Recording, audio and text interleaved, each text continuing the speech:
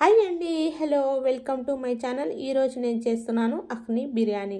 So అఖ్నీ biryani అంటే ఏంది ఈ వీడియోలో చెప్తాను.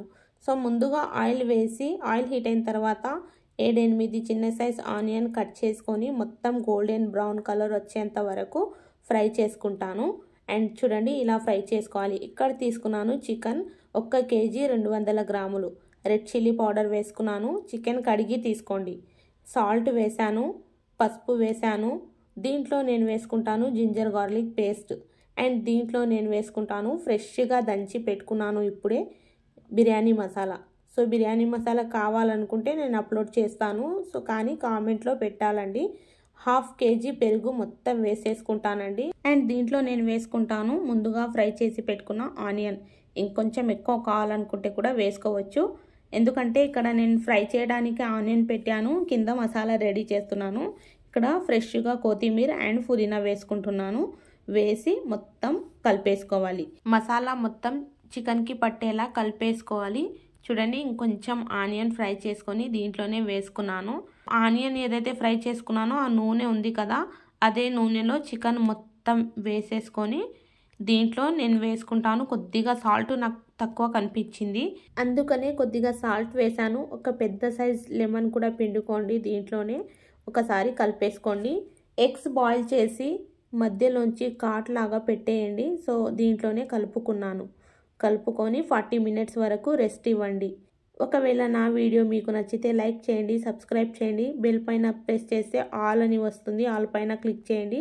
నేను చేసే మంచి వీడియో మీకు నోటిఫికేషన్ ద్వారా అందుతాయి. ఏదైనా డౌట్స్ ఉంటే కామెంట్లో రాసి పంపించండి. సో ఇక్కడ నేను తీసుకున్నాను 1 kg చికెన్కి 1 kg రైస్, అంటే కొద్దిగా ఎక్కువనే తీసుకున్నాను. చికెన్ ఎక్కువగా ఉంది కాబట్టి కడిగేసి 15 నిమిషాల తర్వాత కొద్దిగా ఆయిల్ వేసాను. ఆల్రెడీ నానిపోయాయి రైస్ మనకు. సో కొద్దిగా సాల్ట్ వేసాను.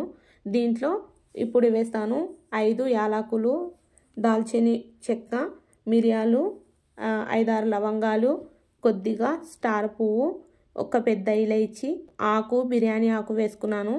కబాబ్ చీని, అఖ్నీ బిర్యానీ చేస్తున్నాను కదా, అఖ్నీ బిర్యానీలో కబాబ్ చీని అండ్ షాహీ జీరా తప్పకుండా వేయాలి. కొద్దిగా కొత్తిమీర పుదీనా వేసి 70% రైస్ కుక్ చేసుకొని పక్కన తీసి పెట్టుకున్నాను. ఆ వీడియో చూపించలేదు. ఇక్కడ ఇప్పుడు అఖ్నీ పెద్ద గిన్నెలో మొత్తం చికెన్ వేసి అఖ్నీ కొరకు పెట్టేశాను. ఎగ్స్ అయితే పక్కన పెట్టుకున్నాను. సో ఇప్పుడు చెప్తాను అఖ్నీ బిర్యానీ ఏంటంటే, బిర్యానీ చేసేటప్పుడు మనము అఖ్నీ ముందుగా ప్రిపేర్ చేసుకుంటే మసాలా ఏదైతే ఉందో ముక్కలకు బాగా పట్టేస్తుంది, టేస్ట్ చాలా బాగొస్తుంది. ఇంకో మాట ఏంటంటే, డైరెక్ట్గా పచ్చిగా ఉన్న చికెన్లో రైస్ వేసేస్తే ముక్కలు పచ్చిగా కనిపిస్తాయి, మసాలా కూడా పచ్చిగా కనిపిస్తుంది. సో దీంట్లో అలా కనిపించదు, ఎందుకంటే ఆల్రెడీ మనం ఇక్కడ 30-40% చికెన్ కుక్ చేసుకుంటాం కదా. సో కలర్ అయితే ఎక్దమ్ రెడ్డిష్ మంచి కలర్ వచ్చేస్తుంది. సో ఇంకో మాట ఏంటంటే, ఒకవేళ మనకు అనుకోకుండా రైస్ ఓవర్ కుక్ అయిపోయినా కూడా, ఎందుకంటే ఆల్రెడీ అఖ్నీ ప్రిపేర్ చేస్తున్నాం కదా, సో 10 minutes కుక్ చేసుకుంటే చాలు, టెన్షన్ ఏమీ ఉండదు. నేనైతే చికెన్ 50% కుక్ చేసుకొని రైస్ వేసుకున్నాను. అండ్ పైనుంచి మధ్యలో ఎగ్స్ వేసుకొని దానిపైనుంచి మళ్ళీ రైస్ వేసి కలర్ కొద్దిగా ఫుడ్ కలర్, కొత్తిమీర, పుదీనా వేసి మధ్యలో కొంచెం హోల్స్ చేసి ఓన్లీ 10-15 minutes మీడియం ఫ్లేమ్లో పెట్టేసి అంచులు తిప్పుకోండి.